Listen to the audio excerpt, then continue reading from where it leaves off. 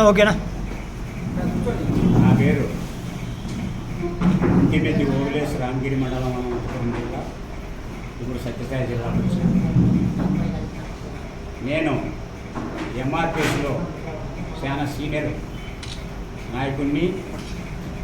మందకృష్ణ ఎప్పుడైతే ఎంఆర్పిఎస్ స్టార్ట్ చేసినామో ఆ రోజు నుంచి అనంతపురం జిల్లా కేఎస్ బాబు వర్గం బలమైన వర్గంగా ఈ జిల్లాకి పునాది ఆయన కేఎస్ బాబు.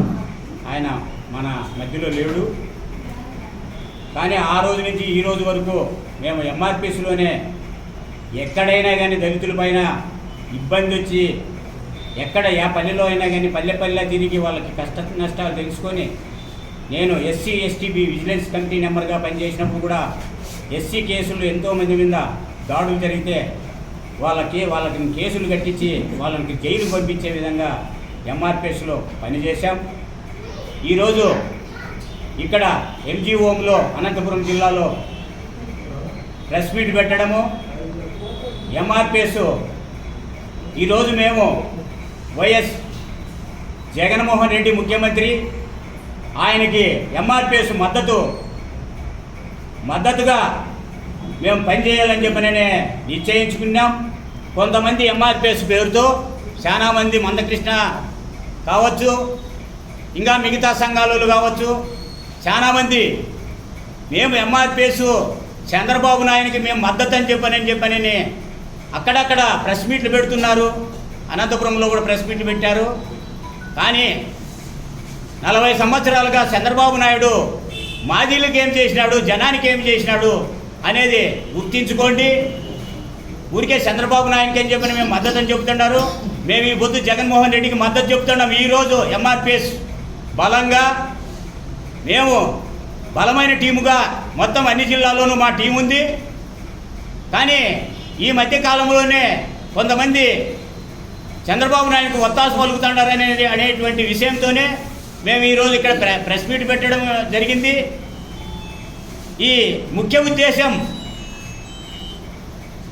జగన్మోహన్ రెడ్డికి ఎంఆర్పిఎస్ శ్రేణులు, ఎస్సీ ఎస్టీ బీసీ మైనార్టీ కులాలకు చెందినటువంటి వారు జగన్మోహన్ రెడ్డిని మళ్ళీ ముఖ్యమంత్రి చేసుకోగలిగితే మనం సంక్షేమ పథకాలు కానీ, మన పిల్లల చదువులు కానీ, ఇంకోటి కానీ ప్రతి ఒక్కటి నవరత్నాల్లో కాకుండా ప్రతి పనిని కూడా మనము సాధించుకోగలుగుతాము.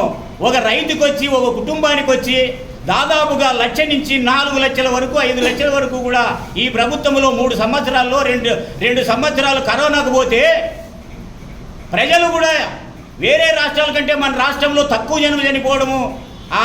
కృష్ణయ్య మాదిగా ఎంఆర్పిఎస్ రాష్ట్ర కార్యదర్శిని. ఈరోజు అనంతపురం జిల్లాలో పత్రికా విలేకరుల సమావేశం ఎందుకు నిర్వహిస్తూ ఉన్నామంటే, ఈ ఆంధ్రప్రదేశ్ రాష్ట్రంలో వైఎస్ఆర్ కాంగ్రెస్ పార్టీ అధికారంలోకి వచ్చి 5 సంవత్సరాలు పూర్తయింది.